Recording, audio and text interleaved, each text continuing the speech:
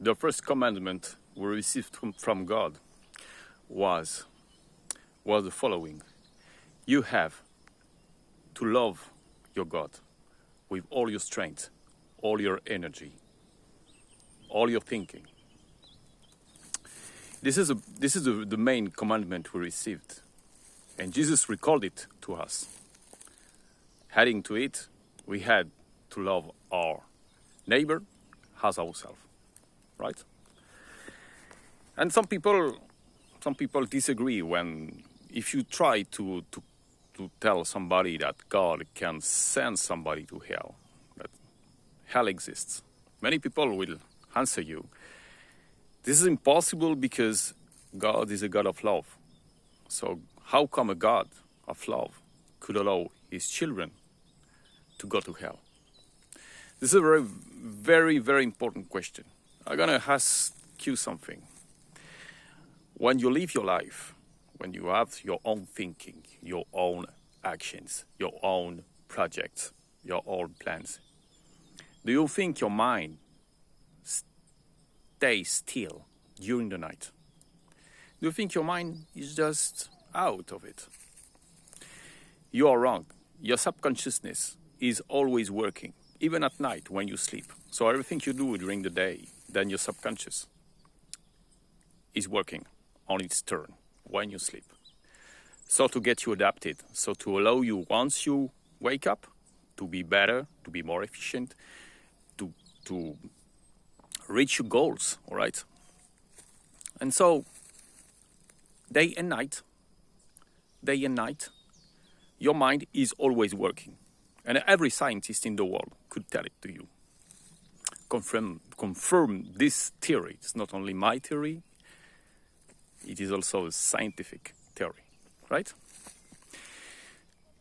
So when you take your Bible on Revelation chapter 14, verses 11, we are told that those who will end in the eternal fire won't have rest day and night. Day and night they will be tormented, all right? Day and night, that's it, always be tormented. So when I was younger, when I was about 25, 26, I found a job, a very good job, as chief in a warehouse. So I was in charge of a big warehouse, so to prepare order, to ship order, etc. It was a very important job, right?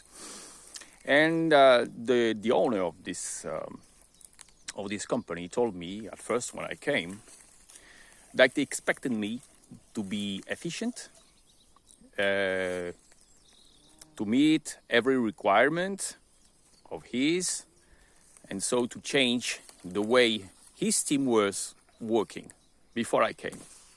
So I told him, okay, I will do my best, I will reach it, I will do it.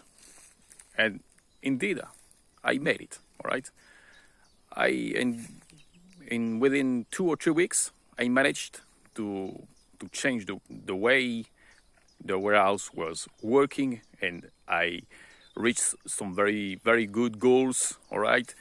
Making tasks more easy, more efficient, more fast, etc. So, but at the same time, during the night, I started to have a very special thing I never had before. That was I was having some bruxism. You know, bruxism is when you start to have your teeth pressing one against other, right? To feel like very, very, very tough. So I went to see a doctor, and he told me that's because you're very anxious. And I was surprised because how come during the night when I'm supposed to be asleep, this happens? It's because my mind was still working, whereas I was asleep. So when you choose to have a life that is not in accordance with God,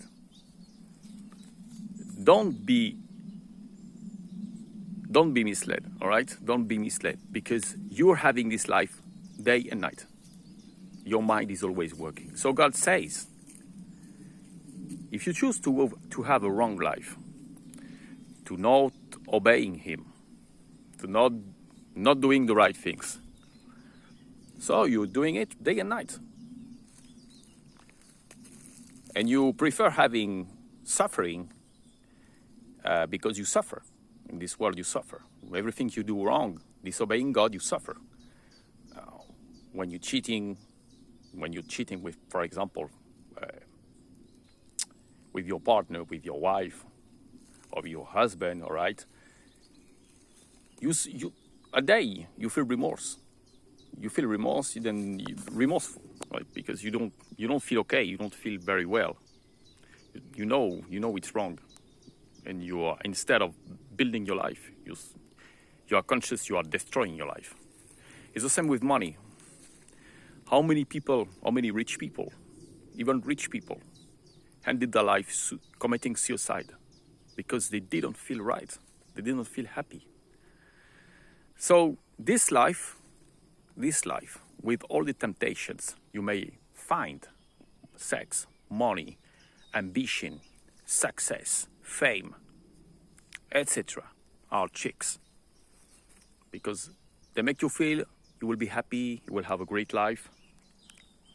And they will make you feel this is like the sense of your life, the meaning of your life, right? But you are wrong. And you are, without being conscious of that, you're suffering in this life, you're suffering in hell. Because you choose it. You choose torments. You choose chaos. You choose suffering. And you choose to dedicate your life into that, into suffering. So, when people tells you that it's impossible that God may send His children to hell, yes, He can. Simply because if we choose that, if we choose torments, if we choose disobedience, if we choose living without God, without Jesus, then in the other life after death, we will live without Jesus, hopelessly, in torment, suffering, into spiritual darkness. This is exactly what we are told in the Bible. So in fact, we have to make a choice right now in your whole life, what we choose. You better choose to dedicate your life to Jesus, to feel in peace, to feel joy, to feel happy, to feel like satisfied of your life, because you have Jesus. Having Jesus, this is the main wealth, you may have in your life. We don't need anything else. If you have Jesus, you have everything. And you don't have to focus on things, on having every time more resources, more success, more fame, being bigger and bigger and bigger in this world. It's endless. And the only thing you create is anxiousness, anxiety in your life, right?